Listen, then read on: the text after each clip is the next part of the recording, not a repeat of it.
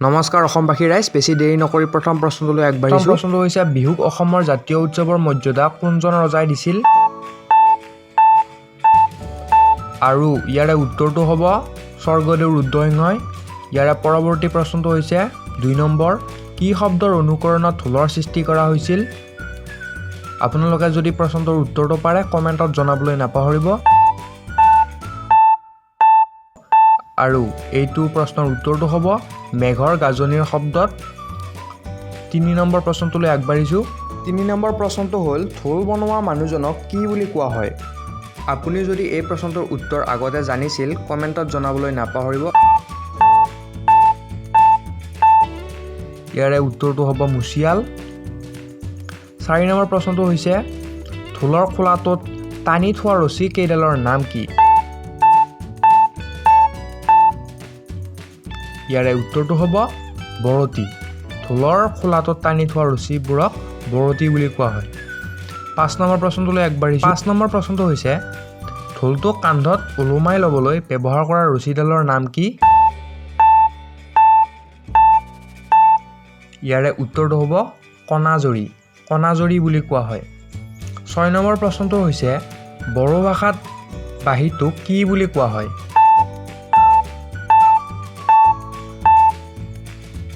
ইয়াৰে উত্তৰটো হ'ব চিফুং।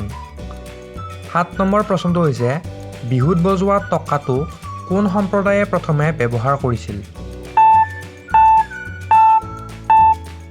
প্ৰশ্নটোৰ উত্তৰটো হ'ব সোণোৱাল কছাৰী সম্প্ৰদায়সকলে। 8 নম্বৰ প্ৰশ্ন, সুতুলি কেই প্ৰকাৰৰ আৰু কি কি? উত্তৰকেইটা হ'ব 3 প্ৰকাৰৰ। সুতুলি 3 প্ৰকাৰৰ।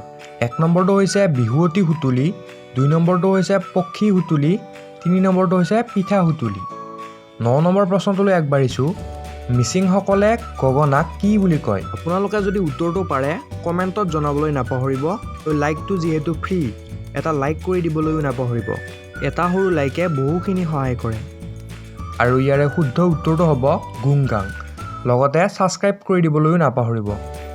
10 নম্বৰ প্ৰশ্নটো হৈছে বিহুৱা ডেকাসকলে পিন্ধা চোলাটোৰ নাম কি?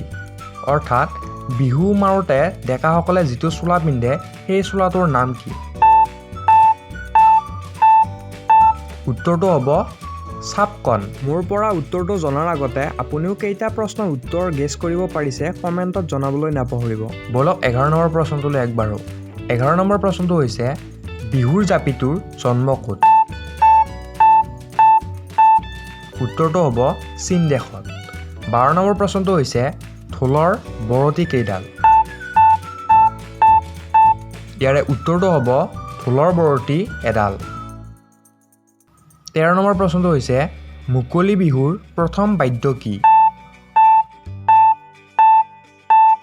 এইটো প্ৰশ্নৰ উত্তৰ হ'ব হাত চাপৰি। মুকলি বিহুৰ প্ৰথম বাদ্য হ'ল হাত চাপৰি। নাচনীসকলে পৰিধান কৰা গামখাৰুক অন্য কি নামেৰে জনা যায়? এই প্ৰশ্নটোৰ উত্তৰটো হ'ব মুঠিখাৰু বুলি জনা যায়। ইয়াৰ পৰৱৰ্তী প্ৰশ্নটো হৈছে বিহুৰ পতাকা উত্তোলনৰ সময়ত গোৱা গীতটোৰ নাম কি? উত্তৰটো জনাৰ আগত ভিডিঅ'টোত এটা লাইক কৰি বিহু প্ৰতিযোগিতাত অংশগ্ৰহণ কৰা সকললৈ ভিডিঅ'টো শ্বেয়াৰ কৰি দিবলৈ নাপাহৰিব। আৰু এই প্ৰশ্নটোৰ উত্তৰটো হ'ব শ্ৰীময়ী অসমীৰ শীতল বুকুত।